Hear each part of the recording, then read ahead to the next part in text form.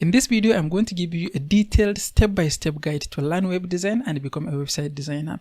And this video is going to teach you everything. So even if you know nothing other than the word web design, by the end of this video, you are going to have a detailed step-by-step roadmap that you can follow to become a website designer. And we are going to start with the first step, which is understanding what is a web design and what is not a web design. To put it simply, web design is simply the visuals that users are going to see, the front end of the website. What users are going to see is the web design. What you design is the interface, that is what is web design.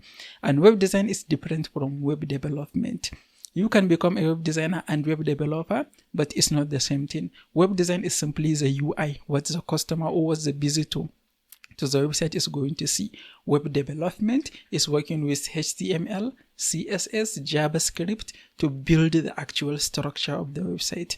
And in order to become a website designer, you don't really need to learn all these web development languages, because there are so many tools now that building a website with JavaScript and HTML is not something that you don't need to learn to become a website designer.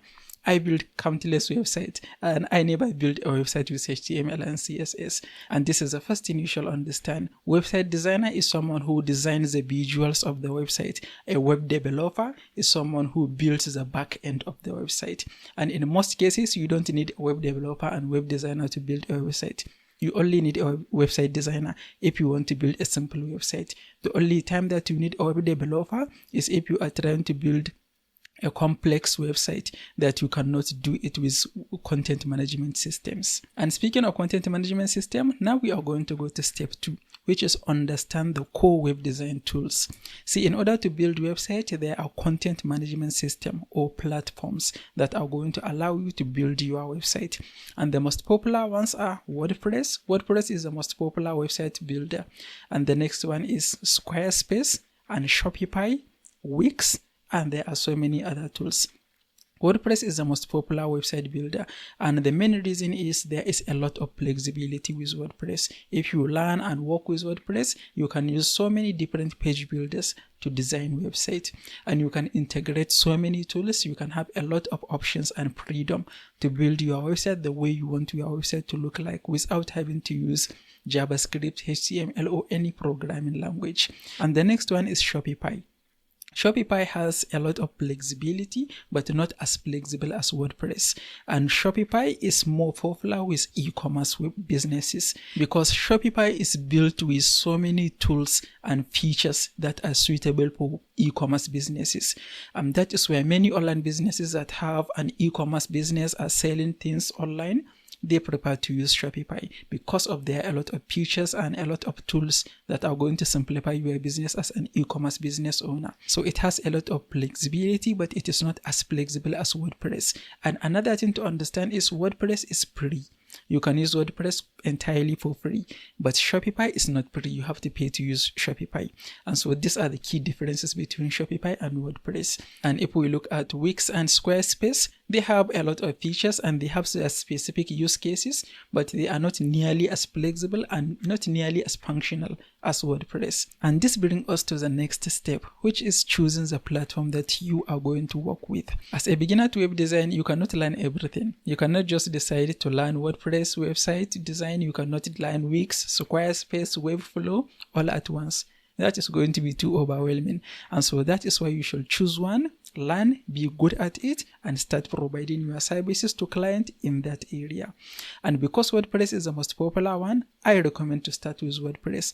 In all my career as a website designer, like 90% of the website I built them on WordPress. And another good thing is if you learn how to build websites with WordPress, it is not going to be too difficult for you to learn how to use other platforms also.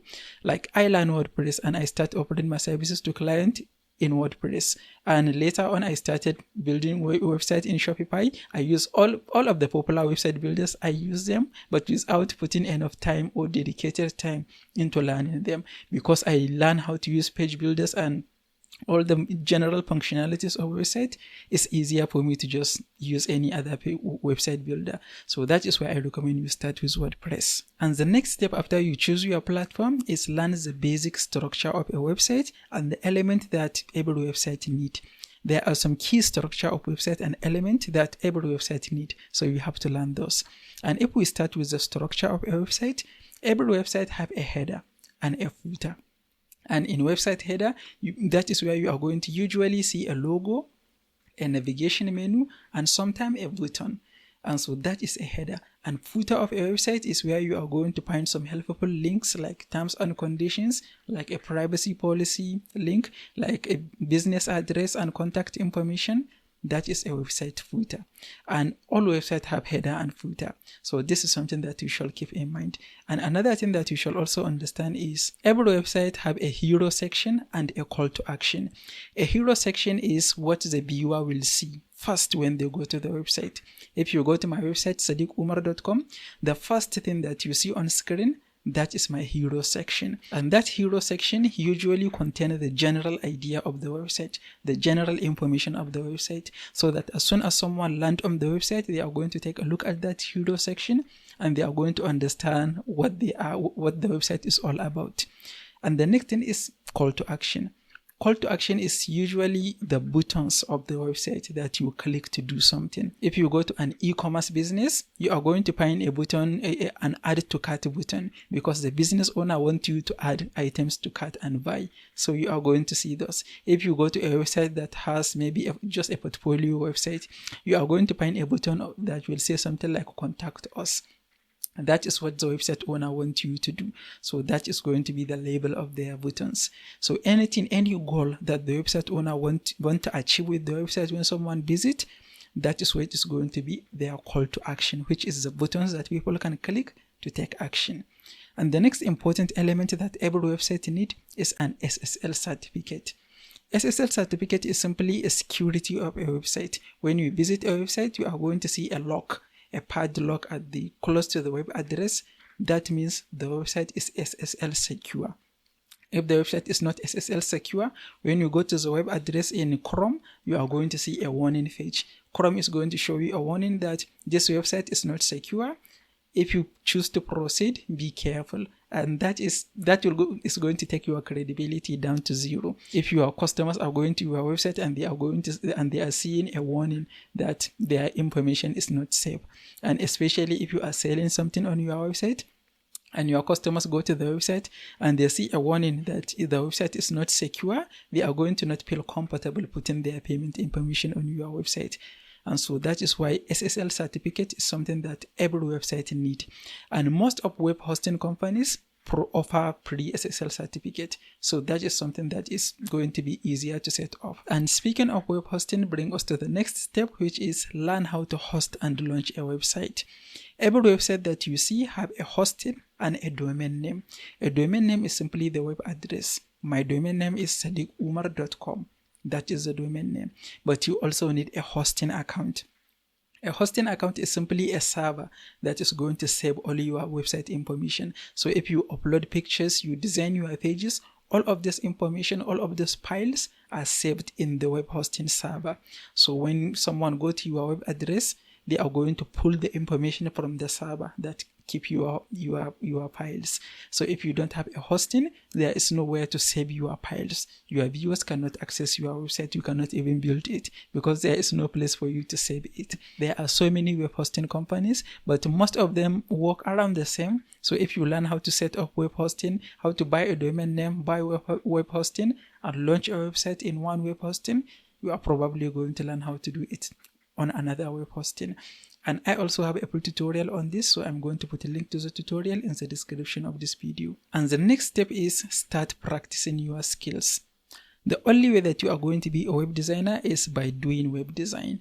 Client didn't hire you to build the website because client will not hire you unless you learn, right? So how can you learn? You learn by practice. And what you should do is, it's very important as a website designer to have your own website. So if you can buy a domain name, sign up for a web hosting and build your website, that is going to be your opportunity to learn. When you have your own website, you can build your portfolio website and you can create pages, multiple pages in your website that you can practice. Through practice, you can find samples. You can go to websites like behance.net, find samples, and create it on your own website, and you can save it as a sample work. And if you create pages on your website, you don't have to make them visible, so nobody will go to your website and see all the practice work you are doing. You can only share links to your potential client when you build some samples that look very good enough. And this is where you are going to spend most of your time as a website designer, practicing, perfecting your skills, and being a better website designer. Without this step, you cannot become a website designer. And even if you cannot buy a web hosting and a domain name, there are some ways that you can get a free web hosting and a free domain name. I know some platforms, I cannot name one at the top of my head, but if you search for free web hosting on Google, you are going to be able to find some software or some platform that is going to give you access to a free domain name. The domain name is going to be hosted like sadiqumar.whatever.com. It's not going to just be sadiqumar.com. It's going to be a subdomain, but that is going to be all you need to practice your skills and practice and create some sample work. So these are the steps that you need to follow if you want to learn web design. If you follow these steps, it might take you some time, but you are going to be able to learn web design and start offering your services. Most people, that is how they started. That is how I started web design. So the next thing you shall do is you can check out this next video where I'm going to show you how to install WordPress and set up Elementor so that you can start practicing your skills. If you find this video helpful, please give it a like and don't forget to subscribe. I will see you in the next one.